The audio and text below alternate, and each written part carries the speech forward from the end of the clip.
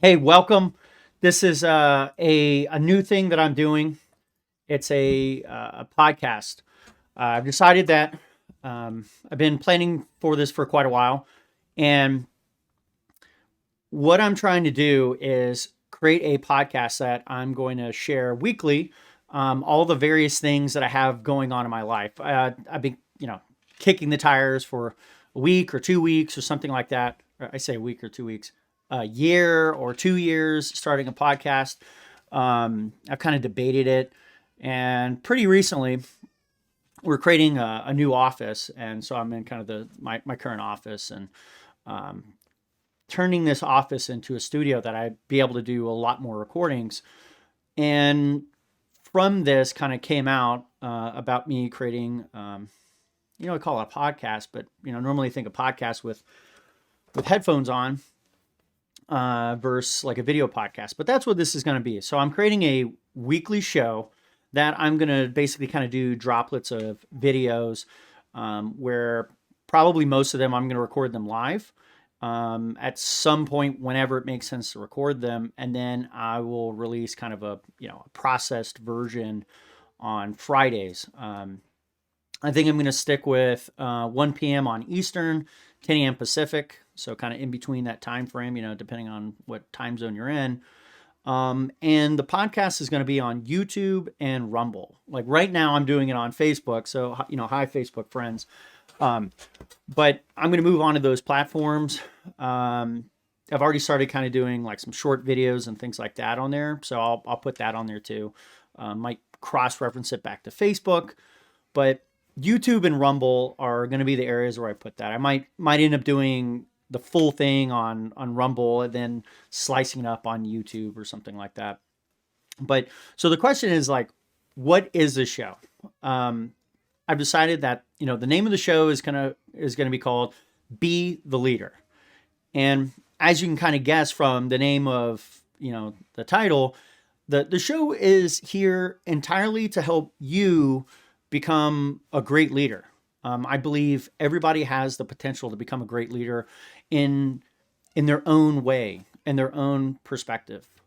Um, so some of the things that I have planned for this, which I'm super pumped about, some of my Facebook friends on here, I'm looking at bringing them on as doing interviews. I know a number of different leaders that they're not the Donald Trumps, they're not the politicians, they're not the people that are way up there that everybody kind of references. They're people who are doing this actual craft out in the real world, and they don't really have a name. They're not popular, which it's kind of funny to see that nowadays. That if you were to ask like who's a leader, who's a great leader, you're going to see that people are going to say like they're going to point to like politicians and others kind of stuff, or they're going to point to people who aren't even alive. Um, the reality is, there's just so many leaders that are actually out there, and I'm going to bring them forward. So I'm going to do interviews with leaders and different people. Leaders that are leading large organizations, and they're thinking kind of like very strategically, and then other ones that are, we'll call them local leaders. I'm also going to use this podcast as an opportunity to teach. I say teach, but really, I should really call it as it is, which is expose, to show the tactics and the strategies that people are using and to lead and to influence people. That to me is one of the most exciting parts. I love talking to other leaders. I like to watch them. That's my favorite part. Especially if I get in kind of like a mixed group and I see someone who's a leader and I get to watch them. They're doing something that's completely different than everybody else. So I want to expose those things and show them. So kind of raising an awareness of it. But I do know that in order to become and internalize these things as a leader, you can't just cognitively understand it. I wrote this book here, and I highly recommend it. I'm going to do a little bit more of a promotion later, but there's kind of a limitation to a book. A book can give you, and expose these ideas and open them up to you.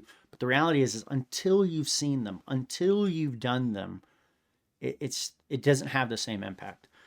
I'm also looking at doing potentially some live coaching sessions. What I really would like to do, I know I'm not there yet, is I would really like to be able to do like some sort of kind of call-in show where people ask questions.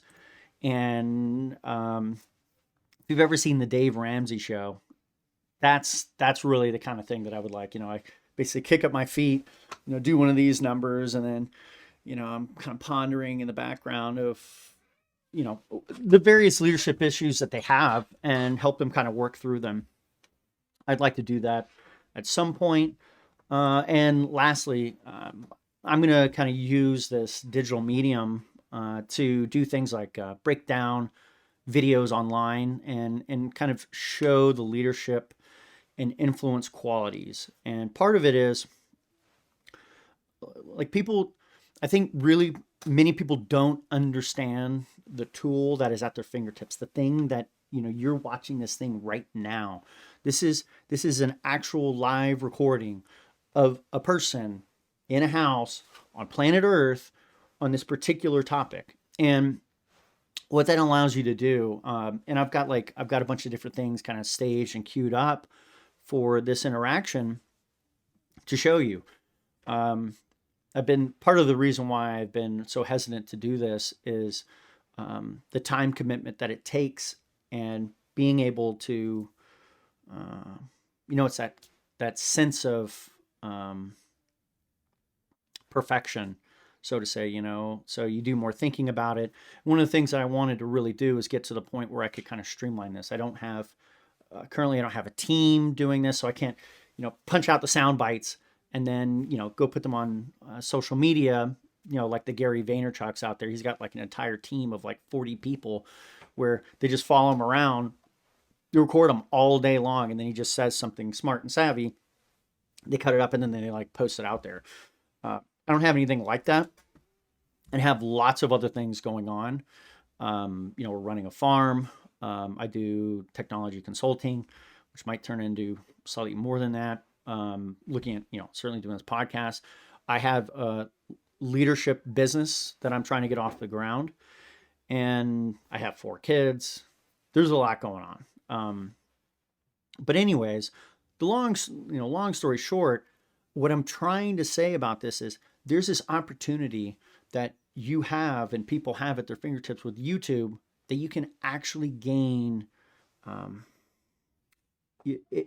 if you're using it in a certain kind of way, you can actually jump into other realities, see things that you can't see anywhere else around you. And I don't mean just people acting ridiculous, but you can see people do skills. You can see people apply skills right in front of your eyes. And it actually gives you the strength and the fortitude to apply them in your own life. That's the kinds of things that I want to show in here. So one of the ways I can do this is I can go and queue up videos online that have, different ideas, people doing things, and or even videos that I record. That's another one. And I can kind of comment on them in this format and kind of expose some of these things that are hidden in plain sight. This video I've got for you later, if I didn't have commentary towards it, you're just going to be like, oh, it's just some guy who's doing this thing with his family. No, there's actually something going on there. And unless somebody is telling you what those things are, you can see it, but it's like until your awareness is raised about it, you're not really kind of seeing the bigger picture to then go and apply it. So that's what this show's about. Interviews, exposing the tactics and strategies, hopefully some live coaching sessions, and just breaking down videos. The other kind of term for this is like reacting. So like react videos. So I'm going to do that kind of stuff. So to start off this podcast, I feel like, this is the very first podcast. I got to set, the tone. Here's a couple things about me that I think are worth sharing. So for the people who know me, they know that I've done a lot of stuff. I do a lot of things. I've got a lot of varied interests, of which I've had to kind of prune because you only have 24 hours in a day, and eventually some of these things just they're going by the wayside. Like I spent probably about 15 years. Let me see here. Let me do the math on this. No, way longer than that. Somewhere around, like, for example, I spent like all of my early years skateboarding. I skateboarded until I was like 26 years old. That I spent a lot of time doing that. Had to cut that out. I played music for over 15 years, to include in kind of like a professional type setting. I've had to cut nearly all of that out. And those are just kind of those things. And so I've got kind of these wide and varied interests. The challenge that has been for me over the last few years is paring that stuff down. And so here's a couple things, some facts about me that are kind of relevant. So I've been intentionally influencing people from a pretty young age, from about probably minimum of 14. I know this for a fact. Like I started a punk band at 16, and I think it was like 15 years old when I'll just never forget this. There's so many things I have forgotten in my life, but I will never forget this moment that I was talking to a friend in high school, and his parents were like so much more strict than mine. It was very strange. And like, this is in high school at like 15. I don't know what your experience was in high school, but mine was pretty wild. But at 15, he had to go home at like 4:30 or something. I think it was 4:30. He could hang out outside of his house later than 4:30, but he had to be at his house at 4:30. And like, I didn't have any, my parents were good parents, but they didn't have that kind of, oh, you got to be at this time, especially not 4:30. It's unheard of. I've never heard of anybody having to go home at 4:30. And I turned to him, and I'll never forget what I said. I said to him, like, you're telling me by now you don't have your parents like completely like, you don't have them twirled around like, spaghetti, a fork and spaghetti. It just had completely blown my mind that he didn't have a kind of deep connection with his parents, that he could basically set the tone of the expectations. And so I tell you this because by 15 years old, I had already started applying this to my parents. Now, I never cataloged any of the techniques and tactics that I've been using or that I was using. And I kind of wish that I would.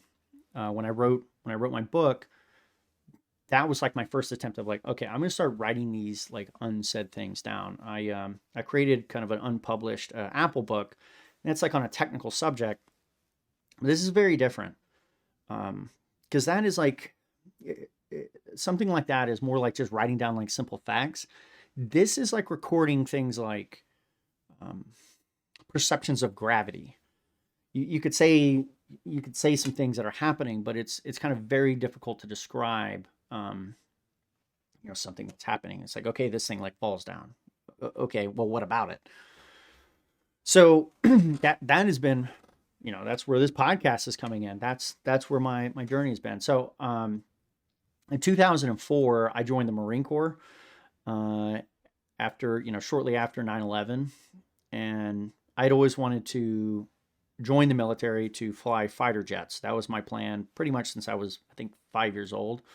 And I used to play like tons of flight simulators and stuff like that. So, a fun fact that most people don't know about me, but I'm really good at things like driving cars and motorcycles and like any kind of physical operating of, like, you don't want to play me in a race game. Unless you want to get your butt kicked. I'm just really, really good at any of those kind of like manipulating machines, in that kind of regard. And I have, I love to go on boats, love to go on jet skis, things like that. I don't do that stuff ever really, but I do have that kind of aptitude. But I joined the Marine Corps to be an F-18 pilot, and then after, I deployed in 2009. I enlisted, eventually went to officer candidate school, and probably about, I think it was like 5 years, eventually realized, I kind of came to the understanding that, hey, I'm uh, my life was not entirely based around killing people. And when I realized that I was setting my life up for the majority of all of my most productive years, for that being what I was going to do, all of a sudden the illusion went away, and the just this kind of desire just kind of dispelled. Sure, I'd love to sit in an F-18 right now, doing loops and extreme adrenaline. In fact, every time I look at a plane, I gotta kind of avert my eyes because it's so exciting. But um, I went to Afghanistan in 2009 with this small team, and we did this. We did economic and political intelligence. And normally my role would have been just as an analyst. So data comes in or information comes in, and then I would write reports / put together a presentation and give presentations. But that's not at all what I did. What I did was I hung out with, Afghan tribal leaders, government officials, like Afghan government officials. I hung out with the British State Department, the State Department equivalent, our State Department. So all these different kind of political entities. And like my primary goal, we didn't really have a very clear mission coming in, no surprise. But eventually I came to the realization that the biggest value that I could provide there was finding out who was influential. There was no information on this. No one had cataloged any of these people, and no one knew any of these people. They had no idea what their connections were. They had no idea what their capabilities were. And so my job was to, you could say, interview them, find out information about them, and then my kind of final report that I did was just ranking these people in terms of their influence. And so at 23 years old, that's what I was doing with my life. And it actually kind of makes sense. I've been on this influence path since I was, we'll say 15 years old. By this point, we're already talking 8 years into it. So, following that, I became pretty accomplished in tech, writing code, coming up with projects and designs. And there's like a bunch of projects that I've done like outside of like paid work, so to say, kind of starting up kind of like small businesses, so to say.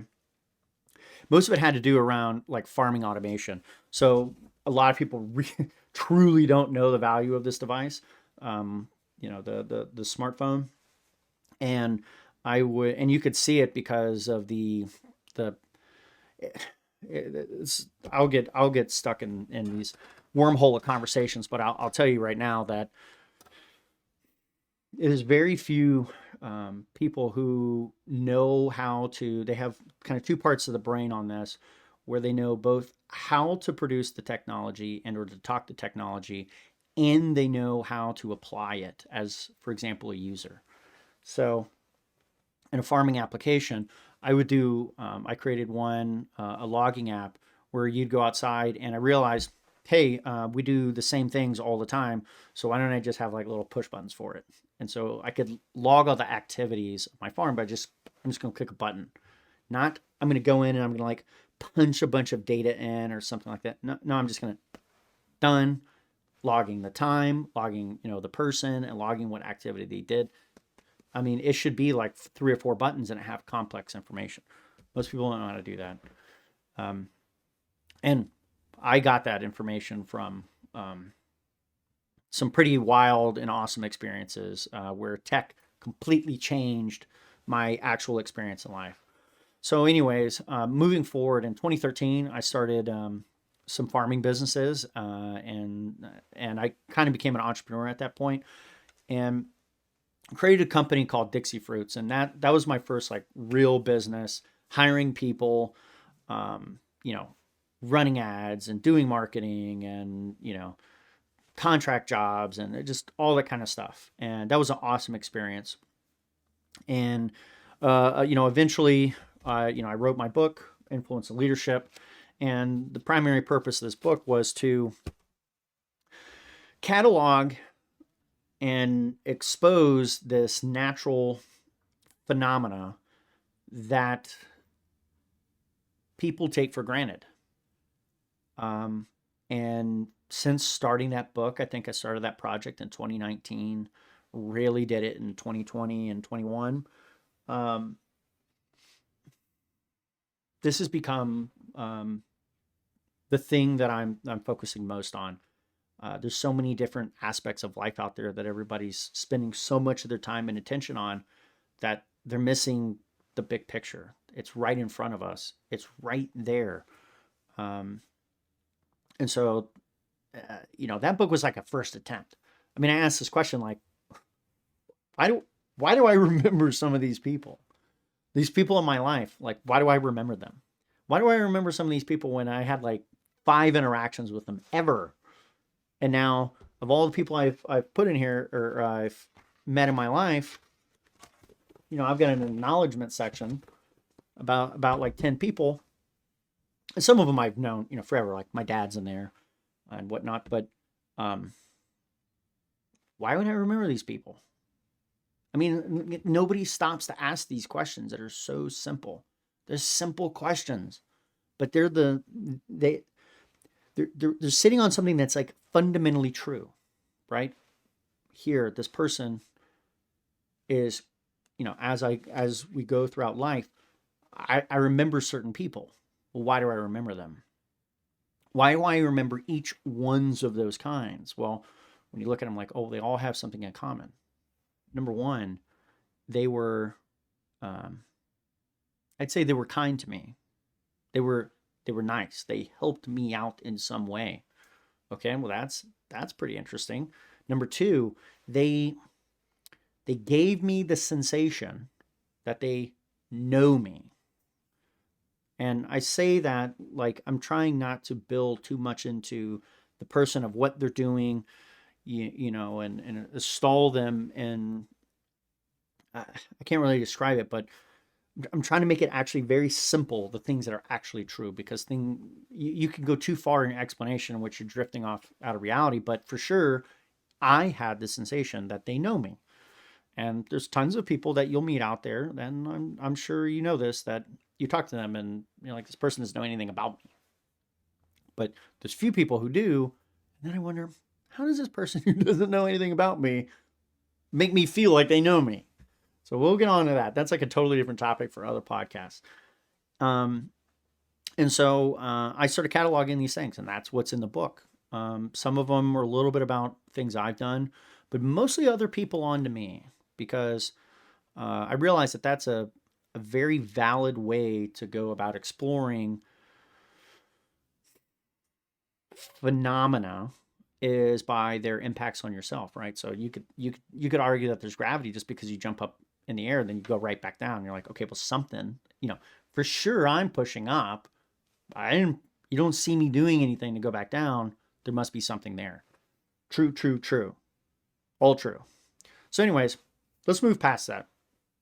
So I want to start this podcast with like just on the right foot, right? We're talking about leadership. We're going to talk about, I should mention there's more to this podcast than it's going to be just about leadership. It's also going to be about things like growing your own natural resources, right? These are my two main topics that I'm super passionate about: leadership and the phenomena of leadership, and just getting really good at that. And then number two is growing natural resources. For me, this is, we live in this world that people are not becoming aware enough fast enough of how their perception of reality is being shaped by things like media. And to some extent, I will be shaping your perceptions of reality, but I'll tell you now, it's from a different kind of perspective, and I'm trying to hold myself to account to trying to say the things that are as true as I can figure them out, and that other people know and from their experiences, to try to bring those things forward. It's very different than you go out there and people just kind of share their opinions about this, that, and the other. Like right now, the big thing is that Chat GPT is going to take over the world, and oh my goodness. And it's like, okay, so I bought into that for like 2 seconds.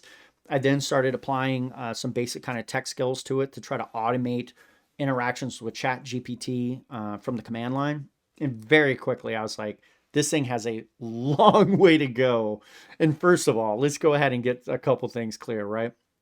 Chat GPT's capabilities, it is a general device, okay? And so the reality is we live in expert land now, expert squared. That's the kind of world we live in. In other words, if you're using Chat GPT to like accomplish something, you're going to fail. The only thing that Chat GPT is going to replace is mediocre. So it might raise the bar of what is like mediocre, you know? But like the things that are actually doing well, it can't even come close. It's like not even close. And so, of course, there's experts out there that are telling you, like, oh, it's eventually going to be that. Think about where it is now. Think about, no, like, stop. This is the value I have with like my experience with technology. Like, you're not even talking about reality now. Okay, what is Chat GPT? It's statistics. It's statistics. Statistics. That's what it's doing. That's all it is behind machine learning and AI. It's just statistics. And what that means is, you know how there's this saying that, you can prove anything with statistics? Well, they're trying to prove that now. Yeah, you play with it a little bit and it's kind of interesting and amazing, but it doesn't mean it has the impacts, the capabilities, and the skills that other things. So, for example, I was like, hey, write me some ad headlines, right?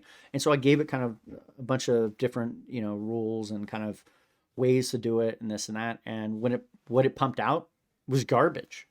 He said it would get stuck and it would like keep doing the same style. I'm like, no, they're like, give me different variations of style. I actually know a person who produced software out there. Well, I don't know them personally, but they produce software out there that will generate headlines and they're way better. There's like all this context involved and they have like these different formats and then they pumped out and it's actually pretty darn good. Chat GPT was garbage. You wouldn't be able to move the needle at all if you use Chat GPT. And right now, the only value of Chat GPT is it captures people's attention. I'm telling you about Chat GPT right now.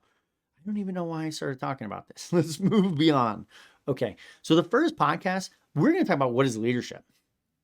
Okay, we're going to set kind of this ground floor that that we're going to I remember now what we got on. We're talking about reality. There's so many people out there that are telling you total BS, total nonsense. They live in a closet and, it's all dark rooms and, all they're doing is they're going on YouTube and they're watching what other people are doing and then they're commenting and they're saying, oh, this is totally real. This is happening. And then you go outside and it's like the birds are chirping.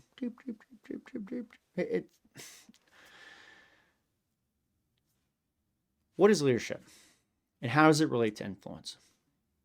I'm going to try to say this as simple as possible. I did a video pretty recently on this, like a whiteboard session. All leadership is seeing a vision of the future, that a beneficial, positive vision of the future, and then getting other people who would benefit from this vision, finding them and motivating them, or inspiring. Ignore these kind of detailed words, but getting them to help obtain this vision. And leadership is just this overall activity of doing these things. And so a leader is a person who uses leadership. It's intimately related to influence. And all influence is it's kind of a non, it is a neutral phenomena. Neutral being it's not good or bad, and it's just a phenomena that happens where a person has a connection to something else. It could be a person, it could be other things, where there is a relationship exchange where the person is willing to do things for the thing that's influencing them. So influence, I normally consider like a currency. Something earns influence and then it spends influence. So it earns influences and it's like gaining this potential to ask for something to happen, and then you spend it by asking for something to happen. That to me explains influence more than anything else. It's something that can be obtained, and it's something that can be generated, and then it's something that is spent. So, for example, you can earn a bunch of influence and then spend it, but you can overspend. So you can spend, you can, for example, let's just make this super simple. You act real nice to somebody at work. That will earn you a little bit of influence just by that small action. Like I promise you, you can do this. Find the most grumpy person you can at work and then pay them a true compliment. So all you got to do that is just kind of look around, like just like stand back, just watch them, you know, maybe listening to them on the phone or like watching them at a meeting or just some aspect, and find the good things about them. Like maybe they're always like real ornery about something that they're always like focused on. You're like, oh God, all this negativity and all this kind of whatever. Like that's how somebody might perceive somebody. And then go to them and be like, hey, I really appreciate the fact that you're making sure that we don't fall off a cliff. And all of a sudden they're, you know, you're lighting them up, and they'll go, you know, they'll start, you know, be beaming with all this energy because somebody's actually connected with them. And then they'll just tell you a whole bunch of stuff. You have earned influence at that point. Then you can turn around and then go ask them to do something. And trust me, they're way more likely to do it now. That tells you that that influence was actually exchanged in that interaction. Now, the problem is if you ask them to do too many things and you haven't like earned any more, you eventually get to the point where it'll shut you off. That's why I think it's like a bank. You know, you store a bunch of influence at the bank and then you spend it and you eventually get your balance down. And people will let you go over and like overspend your limit. They get real grumpy about it, but eventually they're going to cut you off and they're going to blow up at you. So, that's influence. Now, leadership and influence, they are not the same thing. This is kind of hard. I feel like I almost need to write like an article teasing this out more and like get much more organized to really get where's the beginning and the ends. But when I think about how these two interact, I believe, this is just what I believe that influence came from leadership. As in, we are hardwired to be influenceable, and the reason we're influenceable is because of leadership. And in some ways, it's kind of a circular argument. Leadership itself is just using this thing of influence. It's sort of a chicken and the egg situation. But influence itself, and I wrote about this in my book. I think I've wrote it a little bit better, and I'm going to say it now. Influence, I believe, has its originations in the fact that we're willing to give ourselves up to something if we believe we would be better off. It seems to make the most sense. So what I wanted to do now, I could keep going on and on about this, but I want these podcasts to be about me, 45 minutes to an hour max, and I'm hitting about that time. I'm going to do a React video, and I'm going to basically hop onto YouTube. I've got it kind of queued up, and we're just going to look at what is leadership, and I'm gonna call out like what makes sense, what doesn't make sense, and we'll watch like one or two of these. And the reason is I've noticed, why did I start with this? Is most people's definitions of leadership is terrible. I was going to queue up. Let me see if I could do that now. I was going to queue up ChatGPT argument on leadership. Oh, I might actually be able to get in. No, they're at capacity. This thing's like impossible to get into sometimes. It's such a super popular thing. But I asked ChatGPT, what is leadership? And I was actually surprised by its response. Counter to what I said about ChatGPT, most of the things I've looked up that said, what is leadership? You go and you watch, they're absolutely terrible. ChatGPT was by far the best out of those. Anyways, let's do some of these videos. Okay, so now we're in my YouTube. Let's see this one. So I searched what is leadership, right? And so let's go down to this. Defining what is leadership and who is a leader. All right, let's take a look. Of course, we got advertisements. Build custom industrial machines. You're the leader of a multi-billion-dollar company. You have thousands of employees who work for you. How could this be a hard question? Let's see. Now, the first question that I asked a lot of these CEOs that I interviewed, and by the way, this was the hardest question for them to answer. What is leadership? Who is a leader? Yeah, I'm not too surprised by this. When I would ask all these CEOs on the phone or in person, they would always take a step back and go, that's a tough question. Or they would say something like, nobody's ever asked me that before. And I would say, what are you talking about? You're the leader of a multi-billion-dollar company. You have thousands of employees who work for you. How could this be a hard question? That's because they're How could it be managers. that nobody's ever asked you this before? That's because they're managers, not And I leaders. started to realize that a lot of us take this concept of a leader for granted. Of course we do. That's my whole point of my business. We experience leadership and we see a leader in some form many times a day. Yes, At all the work, time. Could if be you your play wife. Sports, if your kids play sports, if you're watching TV, if you go to the grocery store. We experience and we see it in some form everywhere. It's kind of like water. Yep. If I had to ask you to define water, how many people would be able to define and explain water? H2O. What would you say? It's a clear, tasteless liquid? I mean, dozens of liquids fall into that. Let's say We H2O, don't but define water because we've all seen it. We all know what water is. And the same thing is true when it comes to leadership. We assume that we all know who a great leader is. well, What he didn't say a leadership is, great what leader. leadership He said means. leader. And one of the things that I found fascinating from the 140 CEOs that I interviewed, when I asked them all to define leadership, they all defined it in a different way. 140 CEOs representing over 7 million Yeah, employees on planet Earth. representing. They all Leading is a define different topic. leadership differently.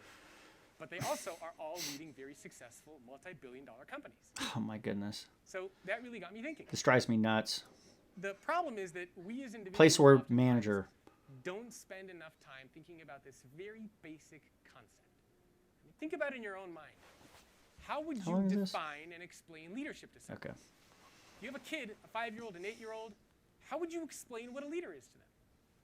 Who is the leader that you look up to and emulate and admire? So Dave think Warman. about that as we go through some of these things. And what I learned is that not only do we not Dan spend enough time Pena. as leaders thinking about this, but because we don't do enough of that, we also don't spend enough time at an organizational level thinking. Oh, about they don't. this. No one talks about leadership back in, to the in most original two organizations because most Will people aren't leader leaders. 2030 be that different than Well, they're the not leader acting as today? leaders. And if so, how? So here's what I uncovered from interviewing all these. Hiring a bunch of middle managers doesn't create a leadership They all organization. believe that some core skills, some core things will remain the same, as I mentioned. Being able to create a vision. Yeah, I gotta have vision. Execute on strategic direction. No, But we will also need a new set of skills and mindsets. you don't have to have any strategy Why to be do a we need leader. a new set of skills and mindsets? Because we're seeing things that are disrupting our organizations. Technology, pace of change, automation, artificial intelligence, purpose and meaning and impact, Global citizen transparency, is so authentic crazy. leadership, the very nature of talent and what it looks like, what they expect. All these things are changing. And because these things are changing, it means our companies are going to change. And I'm if getting our ready to comment companies are on gonna these change, things. then we need a new type of leader. Okay, this guy is like absolutely stupid. I don't know what's going on here.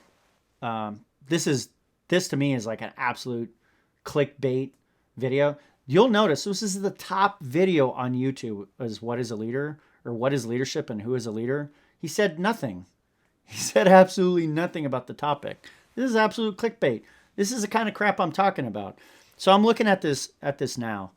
A chef mindsets, right? So there's this. You can't see my my cursor, but on the left there they got mindsets, and on the right they have skills. Mindsets: global citizen, servant, chef, and explorer. This is stupid. Let's see here. On the right hand, skills: coach, futurist, technology teenager. That's insane. Translator, Yoda.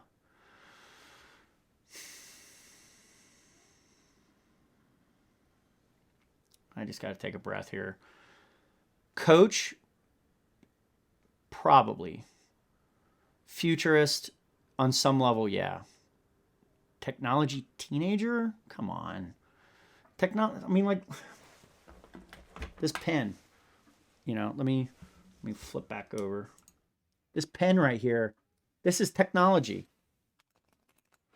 Just as much as this was. Some might argue that this is more powerful than this. It's a pen. You write something down. I'll tell you right now, talking about leadership and influence. So I'm so passionate about this topic. What you write with this thing may be far more influential than what you write with this thing. This right here, it actually has imbued, like this is like, why I'm trying to get this down to you. This thing has imbued, like let me pull out some paper. Okay, we're going to ignore the topic, but you can see that this is like written with a computer, right? And like somebody spent time assembling this thing and putting text on paper. You know what that doesn't have baked into it? Your actual person. This pen can do that. It translates directly from your mind into something, and then when somebody hands to it, this is the power of analog. It's true that other thing could be disseminated worldwide instantaneously and quickly. That's true, but this thing has the leader baked into the actual document itself. If you've ever tried, right? If you've ever tried to write something, I've got like these stickies, right? So I started putting together these stickies. On this sticky, this piece of paper that's this big, I wrote 1, 2, 3, 4, 5, 6, 7 words and a number. The reality is you can only write so much if you're doing with the pen. Therefore, you actually spend more time thinking about it. It's a little bit slower of a process, and the power of the writing is far greater than if you're just type. Especially if you hop on the Chat GPT and go, generate me some nonsense for somebody to read. Guess what? We're all drowning in the nonsense. If you write with this, totally different. I mention this because they're talking about a technology teenager. It's so stupid. What language is this? Let me go back to it. This technology teenager crap. If you're too paying attention to the technology, you're missing the point. But let's go to these mindsets because I want to poke on these a little bit. Servant is getting close, but the servant, there's servant leadership out there, and I like servant leadership. I'm slightly cautious about it because the depending on who you talk to about this, you're getting a lot more than just leadership. You're getting like their personalities, you're getting their values, you're getting their beliefs. I'm trying to jump onto what is real and break these things out and removing the political influences and the opinions and the personalities and stuff. And one of those things about this is I believe, now we're talking about my belief, when I see it, it isn't about the people, it's about the vision. The people want the vision too. And when you're going about influencing, when you're trying to influence people directly, you will run off the rails if you're not cautious about this, right? This is what I have seen. Vision is so powerful because the vision is the thing that's doing the leading. It's the thing that's actually doing, it's the beacon. And so the beacon itself is the thing that drives people forward, and the leader is there to serve the vision. And the various people that are around, he, she, whatever, is going to cater to poking the other individuals out there that are looking at this vision and maybe want it, but maybe are on the fence. Their job is to try to, kind of sail them, kind of sway them over to do the mapping of the vision future to them now. That's what a leader does. The problem with servant leadership is often it becomes about the people and not about the vision. And what that ends up doing is you end up trying to serve all these silliness that people have that, by the way, when you lead in a certain kind of way, that all just goes away.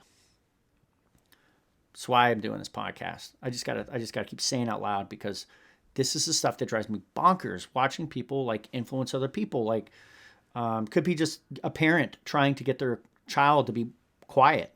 They're somewhere. They're at a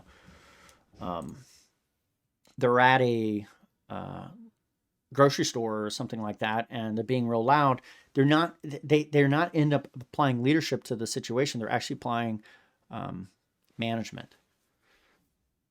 They're maybe doing fear tactics and stuff like that. Like, you got to be very cautious about using fear, because you start to drift away from leadership.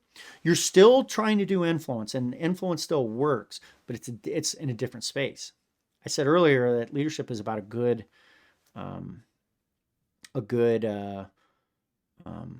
it's about a good vision. So, I'm going to make a little note here that I'm going to have to do another video on manipulation. I can't go into that at this time. Don't have enough time about that, but it's super important to know the difference between leadership and manipulation. They both use influence. So we'll go about that in some other time. Let's watch one more of these. What is a leadership defined? Considering the very first one with 44,000 views, the person didn't even say what it was, and we have no idea what leadership is. All we know is that the top 140 CEOs have no idea what leadership, or may or may not know what leadership is. Okay, what do we got here?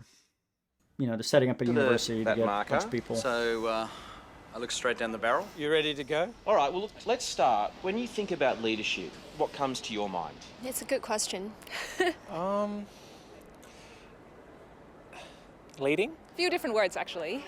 Probably responsibility, integrity, vision. Someone that you aspire to want to be like. We often have this idea that leaders are the people who are just like dictators, and they want to stop us from doing things and make us put us into place and make us be robots. All this says is what people's minds are on. Leadership doesn't come from above. It comes from energies that are pushing you up. Inspire confidence in someone to get something done. It's not just about you. It's about them, the team. See, that's what I'm talking about. It's not about you, it's about the team. No, it's not. That's what a manager does. It's important for generations coming through to have people ahead of them that aren't saying, It's someone who's willing to fight. I think walking the talk rather than just saying. Yeah, I like this guy. Actually do. I don't know what proportion of the population are cut out to be leaders, but it's probably not that many. You see, I believe everyone can. Disagree with that. I believe everyone can. I think a leadership totally title, that doesn't mean much without the right qualities. Traditionally, when we think of leader, we think of like a person of power or influence. But even at Okay, I gotta pause it here. Okay. How long is okay? We only got like a minute left. I just gotta pause right there. There's a leadership title. I do believe it's possible that an organization could have a title that is like a leader. The problem that happens is in most like I get business. I understand it. I especially understand it from the owner entrepreneur perspective. They're really talking about the word management, and then a bunch of employees have reconcocted the term to mean what that fits like their example of, like, a lot of these things here are talking about like from a work perspective, like some official organization that's literally feeding you a currency so that it's literally influencing you via money and all the different interactions that are happening inside that business as a result. The people at like the top, like entrepreneurs are like starting it, they don't have any of these viewpoints, like none of them. They normally looking at a business from a very flat, simple technical means, and like they got like the different aspects of the functions of the systems, and then within inside of them, this is where all this kind of kooky behavior starts to happen, especially in all the middle management type stuff. And so I believe it is possible that you could actually have a role that you put a leader in, and you have a title, leader. But the person who fills that role is never going to look like what any of these organizations ever hire as a person who is a leader. And I would imagine that many people who are leaders, that are like they're donning this identity and they're moving on, they're not going to join those organizations. Maybe they will. I don't know. But that person would have to require so much latitude, because the moment they run up against the reality that middle and upper management is going to stop them from what they're doing, they have like nothing but like, you're not, man, this is This is why I wanted to get this stuff on camera. There are things that are bigger in life than business. There are things that are bigger in life than rules of an organization. A leader who is an actual leader that is connecting and meshing with people, like I was when I was 15 years old, working with the people around me. There's no job involved. There's no money involved. There's none of those things involved. There's things that are beyond all of this stuff. Like the middle managers don't seem to realize. Though there's things beyond that. When a leader runs into an obstacle where the organization itself is now the impediment, they have to burst out of the organization. This is why for like entrepreneurs and like business owners, it's questionable whether or not you can delegate the leadership functionality beyond maybe somebody at the top. And the reality is because that person has to be able to see what's going on. And then when they see that it's outside of the vision of where things are supposed to be heading, they're going to move into a different mode. They're going to move in a deconstructive mode. They're going to move in the actual direction that's supposed to happen, and they're going to bring people with them. And trust me, that will gut an organization so fast. They don't want that. Most people, if you're starting up a business, like I'm telling you right now, if you created an ice cream shop, you do not care about leadership qualities. You want to see, are people willing to make are they willing to make the ice cream day after day in the same fashion or function? Do they have maybe creative attributes? Do some of the people have creative attributes? So, do more of the creative side of the house of like maybe making new flavors and maybe new packaging and come up with like innovative ideas. But that's not leading. Leading is, it might be in those regards and say, need to take, it might be that same person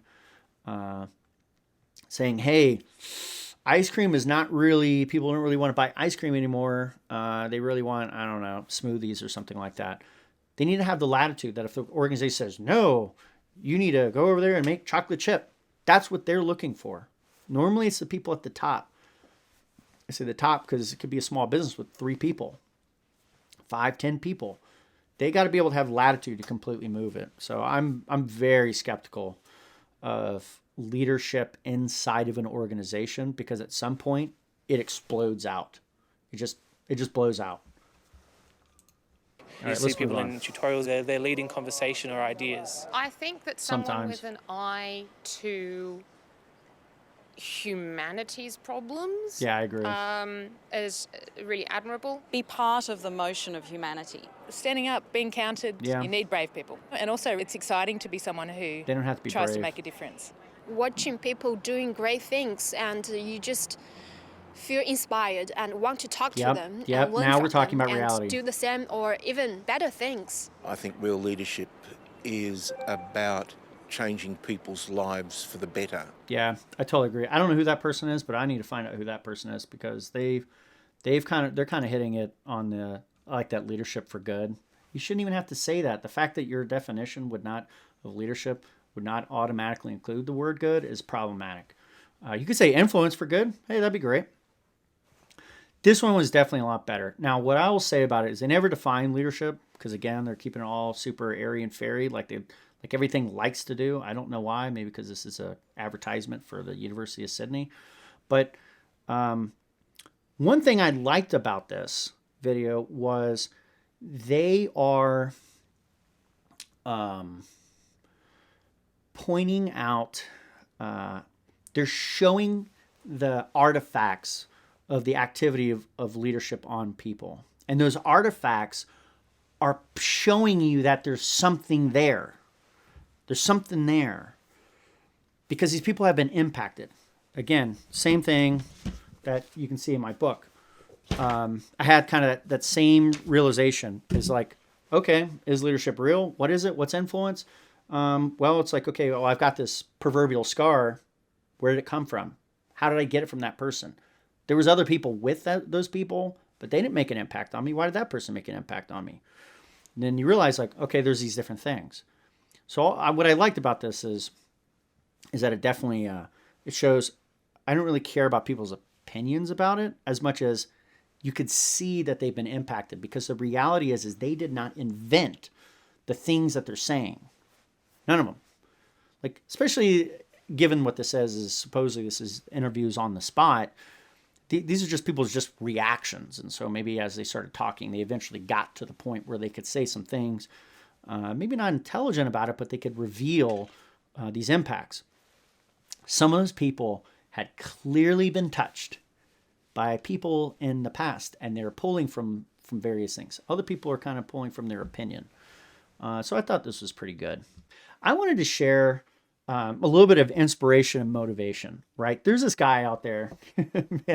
Oh man, depending on who you are, you're going to have so many different opinions about this one. But I wanted to take a look at a Grant Cardone video. And if you don't know who Grant Cardone is, he is a online marketing entrepreneur type around just business, right? So, 10xing your life and, making the most money. He's in that kind of space. And I was looking through my YouTube history, and I first watched a video from him, I think back in 2015. I think that was the first time. Maybe it was 13. And it was 14 or 15. And I watched it, and it's like, wow, you could see the amount of time that's passed. And he's kind of a person that I've been kind of roughly following for years now. And for some people, you're really not going to like this person. He's kind of brash. And I think he has a love of, I don't want to say love of money, but he has a love of wealth that is baked in his personality. I do believe it's unhealthy, but there's a lot of good and there's a lot of bad. Now, I wanted to look. I was just like thinking, getting like motivation to do this podcast. I was like, what was the first video that Grant Cardone put out there? So I went and searched it, and this was the video, and I thought it was just awesome, to be perfectly honest. It's funny looking at him because it's all the way back in, oh man. Yeah, so let me screen share. Okay, so this is his first video. I had to search it on YouTube, or not on YouTube, on Google, and it was 15 years ago, right? I guess I need to start doing this, like tagging my name. But anyways, so, it's like this blurry photo, and he's out there in the wind and he's saying things. And I wanted to share this because without a doubt, this is what he's saying here is completely true. 100%. He does it in his typical kind of salesy type way, like, kind of more classic salesy type way. He's a lot more relaxed nowadays than he used to be. It's kind of interesting. But I do believe that becoming a successful leader requires this topic right here. The number one rule in creating success is to show up, to merely just show up. In fact, it's been said that 90% of all success that people encounter is about showing up. Just show up, folks. You ever known someone that got lucky a lot? You know what they did? They showed up. You can't get lucky if you don't show up. So suit up and show up. All highly successful people know that they have to show up. And that's what they do. They just keep showing up. What does showing up mean? Hey, it means simply getting out of bed in the morning. Sometimes when you don't want to get out of bed, you just get up and get out of bed. Nothing comes to someone that sleeps except a little rest and a few nightmares. Yep. Get out of bed in the morning. Put your clothes on. Take a shower first. Put your clothes on. Go to your place of work. Make the phone call you need to make. There's a call sitting there right now that you need to make. And you're wondering, what should I say? Just make the call. You'll figure it out. Call comes in, take the call. Customer walks up, address the customer. Show up, folks. Just do the next right thing. You have an appointment coming in, show up for the appointment. Be there, be early. There's a girl you want to call, pick up the phone and call her right now. There's a guy you want to call, pick up the phone and call him and find out what's going on with him. You want to go surfing? Get a surfboard. I don't know how to surf, Grant. You don't need to know how to surf. Get the board first. Hit the ocean, you'll figure it out. So I love this video, and well, that's going on in another video. I totally agree with that message. I definitely from my own personal experiences, having done many things, it's literally the time on activity, and it's not just the time doing the thing, but the time being 100% with what you're working on. So if you want to become a better leader, you have to actually have a mindset. Okay, I am going to lead this thing. Doesn't have to be a named organization. Doesn't have to be any of that kind of stuff. It's like literally just showing up. You're at your kid's soccer practice. What would a leader do? When you think about what would a leader do in this situation, and then applying those things. I completely and totally agree with this message of just showing up. I've seen this so many times where people around me, they're like phoning it in all the time. And I've seen even myself, sometimes I'll feel like I'll phone it in. I feel terrible about it. It starts to eat at you, and it eats at who you are as a person when you phone it in. Phone it in basically means that, hey, I'm just going to put like a little bit of work towards it, but I'm not going to put a lot. And for sure, if you just show up, like this is half of how I become like very successful in the tech space. It's just by being a person who's like, oh, I'm going to learn whatever I got to learn. I'm going to just do whatever I got to do. I'm going to, sure, we can get it done. And like, maybe not being able to get it done. Like, it doesn't even matter. It's just like literally just showing up. And eventually over time, like you become more competent, you become these things, you start to talk differently, you speak with authorities and all this other kind of stuff. And it's just from time of like actually living and being in that role. Super simple, just show up.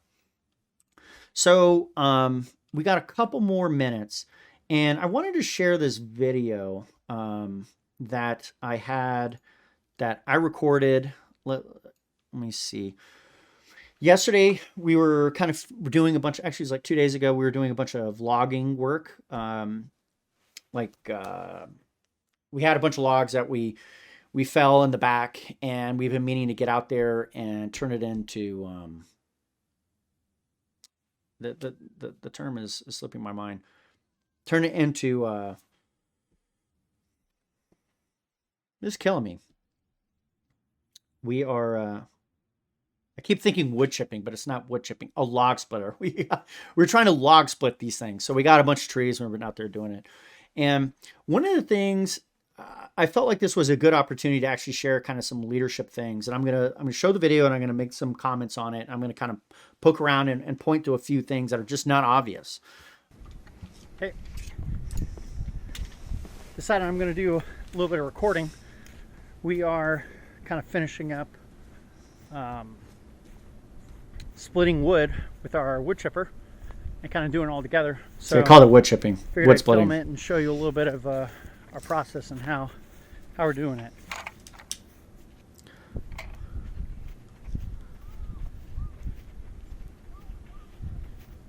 So yeah, main thing I'm showing here, I'm walking uphill, and this is kind of our setup. There's a bunch of trees that we've already done, and we've already started stacking the wood. And that's the log splitter. My wife's over there moving a bunch of stuff, getting ready to roll some other like gigantic logs down. And the stack on the left is the one that we're building. And so we got to the point where we got kind of like one flat horizontal layer, which is that top layer.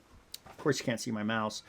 But I realized that I started putting together this as kind of a system that would be really useful for anyone.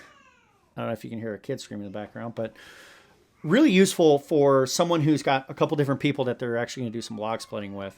But there's some leadership lessons actually to pull away from this. So we're going up. I have no idea what actually happened in these videos, but and my kids are playing in the back there. So here's kind of this pile of logs that we cut, and we're going to roll them down, then lift them up on this log splitter. So yeah, these are the piles, da-da-da. These are my kids playing around. And this is like the pile that we're starting to make. And so instead of just doing the work, I thought about it like ahead of time, especially from a bit of experience doing these other log stacks. And so this is sitting on a hill. And so what I wanted to do was I wanted to have a better stacking process. And so we laid down 2 pallets. And what I did was, I'm looking ahead again. This is kind of the leadership perspective. John Maxwell calls this navigation, as in I'm navigating the waters and I'm guiding people along. And so instead of saying, hey, stack it and like try to make it nice and flat, I said, hey, what we want is we want it to be flat from the back of the pallet going all the way forward. So we want to stack the wood at the bottom in such a way that it will create this flat horizontal layer from the pallet over. And then from there, build up. So it's at an angle. Let me see. It's at an angle, but if we get it, the front like this and we make it go straight across, we have a flat platform that can go up so that the weight distributes evenly. It'll go like this. And then the metal posts that are in the front there, they basically will prevent the bottom part from sliding. But the majority of the weight would be evenly distributed going down. Whereas the other ones, if I can back up for like 2 seconds, like this previous one, you can see the whole thing is actually slanted down the hill. And basically the top of that could very well just fall over. And it's actually starting to kind of bulge. So I was like, okay, we need to improve this. So I told her this, broke it down in plain English before we actually started doing it. It wasn't in the middle of it. It was beforehand. This is how we're going to do it. And this gave her deep clarity on what she's going to do, where she's going to go, and how it should look in general. By the way, throughout this entire process, I did not go over here and micromanage any aspect of this log stacking whatsoever. She had the actual vision. We want this stack to be a certain kind of way. So once she internalized that, she's like, okay, that's a great idea. So let's keep going. And applying just 2 seconds of leadership actually produced a far better product. You can see it here. That second stack it's fine and all, but it is all weight going down. The other one is way more flat and it's better stacked. Okay. So now we should be actually doing some splitting. Oh, let's move it. Next. Turn this down a little bit. See, maybe I gotta move forward. Yeah, we're starting to roll these suckers down. And I mean, again, part of this, I had to tell her multiple times to stop just rolling it down in any way, shape, or form. And the reason is one, there's safety concerns because I've done it before. So I'm telling her, hey, don't do that. What you can do is you can do this, and just roll it down. Half of being a leader is being competent. You have had to have already kind of moved beyond, and you're bringing people behind you that want to be successful. My wife does not want the log to roll down.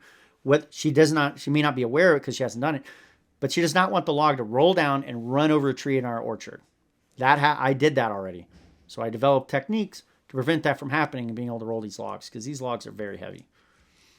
Okay, let's move on to log splitting.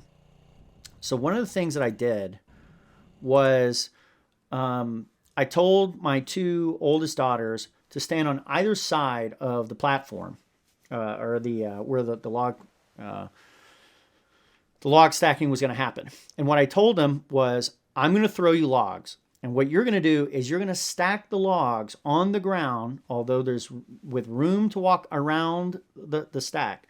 And you're going to put them not on top of each other, but kind of like in a line so that the stacker has the ability to grab whatever size they want and put it where they want. Because we found out that if you put it in a giant pile, they'll just grab whatever's on top and then they try to make something and it turns into kind of a haggard stack. Whereas if they can pick and choose, they have a better choice in this. Now, you got to understand something about logistics. Just real quickly, this is just more of a management thing, less a leadery type thing. But there's always a bottleneck, a singular one bottleneck in an entire process. And I already know that the bottleneck is the cutting apparatus. The cutting apparatus and the person who's running that machine is the slowest thing. And the apparatus itself is the slowest part. What that means is it doesn't matter how many people I apply to this equation. It will only ever get stacked. The job can only ever as fast get done by the speed of that equipment and the operator being able to load it and modify it around. You can have another person with the person who's doing the stacking. Here, let me kind of go back here. You can have another person who's with the stacker, who's making the process go faster, but the machine doing this is the fastest you can have it in the cuts and the person doing that. and kind of the basic making decisions and then making the cuts. That's as fast as it's possible to actually do this job. What that means is, so I've got a number of different people that are with me and I can put them to best use. Okay. Instead of giving one person the task doing all this work, which can cause that potentially to be the largest bottleneck. I have not found that to normally be the largest bottleneck. By distributing this labor this way, they don't have to work as hard and they can focus on just the small tasks that they have and perform it really, really well. So this is a pretty well-oiled system. But you'll notice that my kids started making kind of like a fun game out of it. Let's see if we can see some of that. They started like raising their hands and trying to get my attention and stuff like that. And so they started having like fun with this. So they go and they grab it. You'll notice she did not stack it on top of the other one. She put it next to it so the person can grab it. See, look at that. She's now moving it back over there. I'm loading a gigantic log. You can see, so long as that thing's not going, they're all throttled. That's just, again, a little bit of logistics process, their management, supply chain process. Meanwhile, you can see my wife is actually having the luxury to stack it. I think the video is kind of break up a little bit. Let me move forward. She has the luxury of time to actually stack it with the ones she wants, and she's not holding up the process. Yeah, there's a couple logs on the ground, but she can grab one, she can grab two. She gets the ones she wants, put it in the right location. This reduces the frustration and the stress on everybody involved, which keeps them nice and fresh. We did this task for, we spent hours. We've actually spent, as a family, doing this for hours in the last couple weeks. But this one went by the best. And each one of them knew exactly what they were going to do. You're going to stand over there. You're going to stand over there. I'm going to throw this thing to you. You're going to throw this thing to you. And you got to put it in this way. And then they go and they do it. They're going and doing it again and again and again. Now, this keeps kind of, there we go, freezing up. So, are they having like a super blast? No, they're definitely not. But they can handle the activity that, that they're given. And they can actually be useful in a system that is far more complicated and complex than their capabilities. If you, this is the basics of we'll call it like tactical leadership, and I don't want to understate what's actually happening. I know the capabilities of these kids, and I know most people, they're not having their 6-year-olds do any work. My 3-year-old's in the back there. She's not doing any of this because she would just be generally in the way and causing frustration. Hey, that's great. I'm not going to employ her in some capacity where she might be in the way of stuff.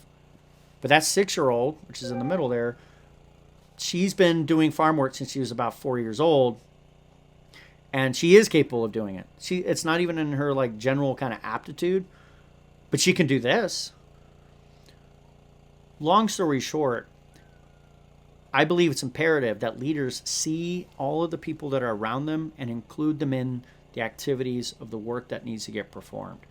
And everybody has some role to play in it, at least in some capacity. But their role might only be this big, and you just gotta be okay with that. Not everybody can be, I can't have my 7-year-old, soon to be 8-year-old, replace me at the cutting tool. She has run that cutting tool with me there, no problems. She can run that cutting tool, but she can't run the cutting tool in this fashion where, for one, she can't get those logs on there. And then two, she's not maneuvering the device in the wood in such a way to create these kind of, we're trying to create these kind of relatively sharp-shaped objects so that it produces a lot of air. So if you look at that stack on the left, there's like a ton of air that can get in there for drying it. So I had to film this just because there's definitely some leadership lessons to learn here that were very intentional. Man, that log is heavy. That is a big log. What is that, like 18 inches? Yeah, we're using this like scrap pine. Yeah, I love this piece of equipment. You just bust it, no problem. Whoop. The head could go a little faster. That would be a little nicer, but it's not by much. I've come to find. Now I found that when you have another person with you, yeah, I'm only running it all the way through because it's not fully snapping.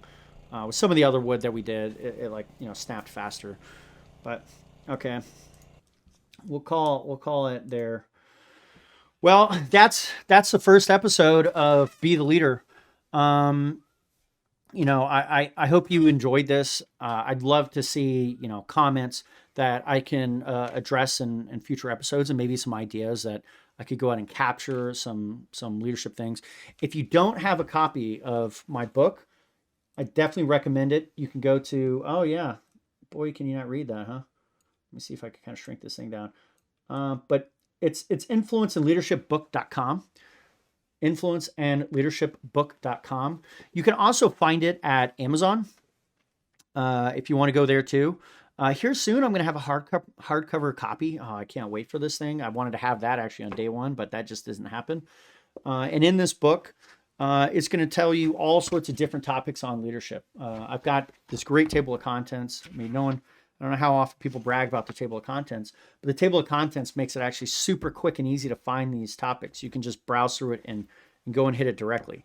Also, as like a little cheat, I created a summary in the appendix that every single concept, every single list that is in here, you can actually go and read this summary and it will tell you the entire book in 1, 2, 3, 4, 5, 6, 7, 8, 9 pages. Basically sum up the book. I don't recommend reading that summary before reading this. I guess you maybe could read it and then read the book. But it makes it so that you can very quickly refer to aspects of the book that, you know, oh, what was this? And you don't have to read all the context. I also, let me see, I should have it in here. I don't want to say it's not is the case. It's not the case. I can't find it. But anyways, so yeah, influenceandleadershipbook.com. Here, let me turn this sideways and it'll make this thing actually kind of pop up. Pick up your copy today. It has tons of leadership wisdom from actual people I know that I'm hoping to get on this podcast and be able to share. Here soon, we're setting up like an actual studio to bring in people, like to do like an actual show. Man, I'm so pumped. I hope this was helpful. Hopefully this had kind of some ahas. You know, we went and looked at like, what is leadership? We're going to do more videos like that around leadership. I want to do things like look at like, you know, the people that people call leaders today and kind of analyze like what they're doing. It's hard to tell from too much media because you know, people are they might put on a persona in a video, but we're going to try that kind of stuff. So shoot us your comments and I'd love to hear them. And I hope you have a great day and I'll see you soon. Bye-bye now.